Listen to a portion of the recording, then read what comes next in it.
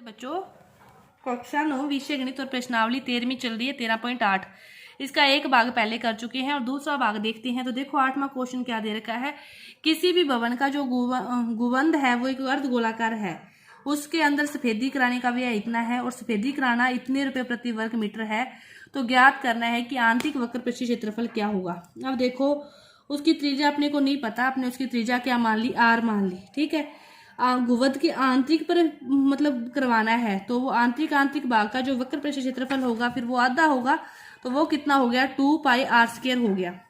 अब इस पर कितने रुपए की दर से करवा रहा है, 2 रुपए की दर से। करवाने पर जो खर्चा आएगा वो इसके बराबर आएगा कि 2πr² को यदि 2 से गुना करोगे तो कितना आएगा 498.96। तो यहाँ से आप क्या निकाल लोगे, आर की वैल्यू आ जाएगी। तो ये क्या 2 दूनी क्या हो गया 4πr² हो गया। तो ये किसके बराबर हो गया 498.96 के।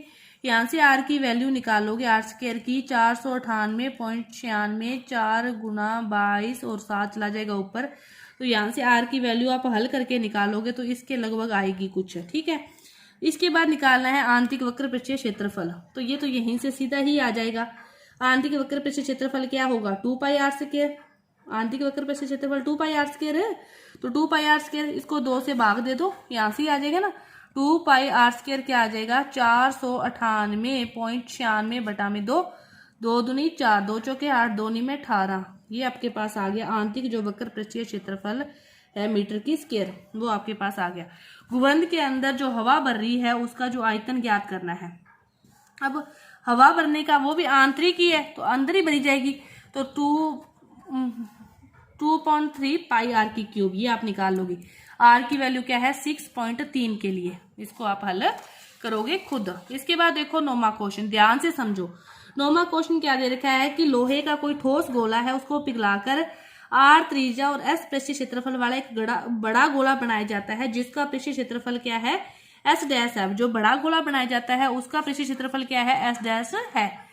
और इसको तो नए गोले की त्रिज्या क्या है R है, R' है और S' और S' का अनुपात। ठीक है, अब देखो जो ठोस गोला है वो क्या है R है और बड़े गोले की त्रिज्या R' है।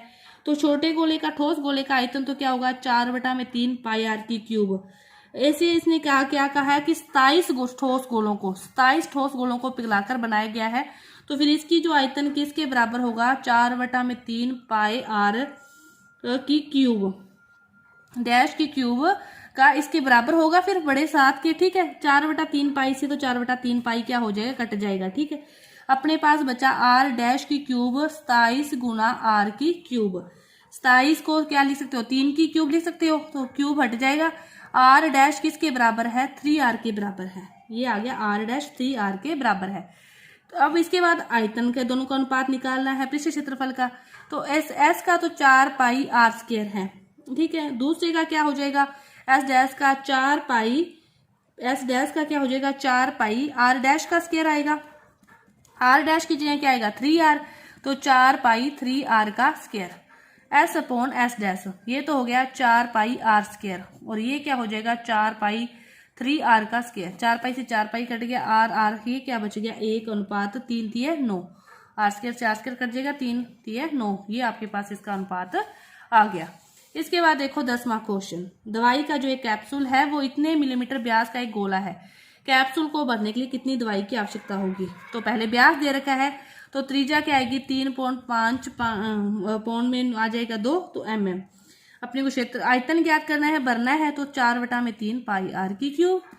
4/3 22/7, r की वैल्यू 3.5 पौंड में 2, 3.5 पौंड 2, 3.5 पौंड 2। इन सभी को आप हल कर लोगे तो अपने पास आ जाएगा 22.46 mm³ की जो दवाई की आवश्यकता होगी। उस मतलब अंदर की चीज हो, पानी, दूध, धारिता, उसके अंदर कुछ भरना है तो अपने को क्या ज्ञात करना है, आयतन ज्ञात करना है।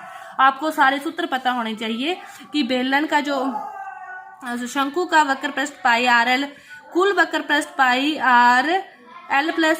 इसी तरह बेलन का वक्र पृष्ठ 2πrh, कुल वक्र पृष्ठ 2πrr+h। आयतन गोले का वक्र पृष्ठ ये ये वाला हो गया। और गोले का आयतन 4/3 पाई आर की क्यूब।